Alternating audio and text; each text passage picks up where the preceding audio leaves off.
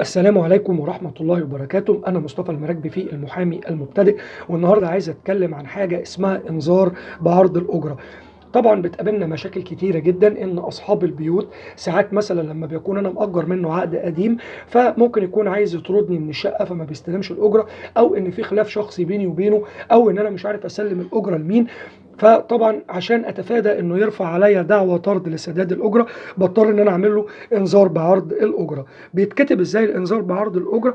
طبعا بتبقى فيه مقدمه ثابته، بنقول انه في يوم كذا الموافق كذا بناء على طلب السيد او السيده كذا والمقيمه في كذا والمتخذ له محلا مختار مكتب مثلا الاستاذ مصطفى المراكبي المحامي، انا وبسيب دي فاضيه محضر المحكمه وبسيبها فاضيه، بقول انتقلت واعلنت السيد او السيده اللي انا هعلنه، وطبعا بقول مخاطبا معه.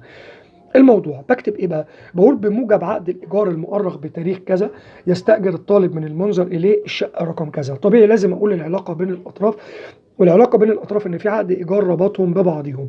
بعدين باجي في النقطه الثانيه بقول ولما كانت الاجره المتفق عليها وبحدد مبلغ الاجره.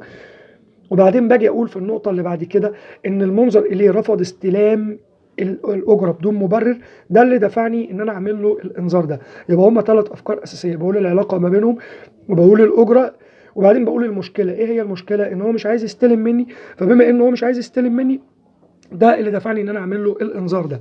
بختم الانذار بكلمه بناء عليه. طبعا في نقطه باجي هنا بقول له انذار بعرض اجره من الفتره كذا حتى الفتره كذا، وممكن اقولها هنا ان انا بعرض من الفتره كذا او للفتره كذا، وممكن اجي اقولها هنا في الخاتمه اهو: أنا المحضر سالف الذكر قد انتقلت في تاريخ أعلاه حيث محل إقامة وتواجد المعلن إليه، وسلمته صورة من هذا الإنذار وعرضت عليه مبلغ كذا من الفترة كذا حتى الفترة كذا، وبقول ونبهته عليه باستلامها واعتبار هذا التسليم مبرئا لذمة الطالب من دين الأجرة، وفي حالة الرفض يتم إيداعها في خزينة محكمة كذا برسوم على حساب الطالب أو خصما من المبلغ المعروض على حسب، وصرحت له بقبضها دون قيد أو شرط أو إجراءات مع براءة ذمة الطالب من دين الأجرة.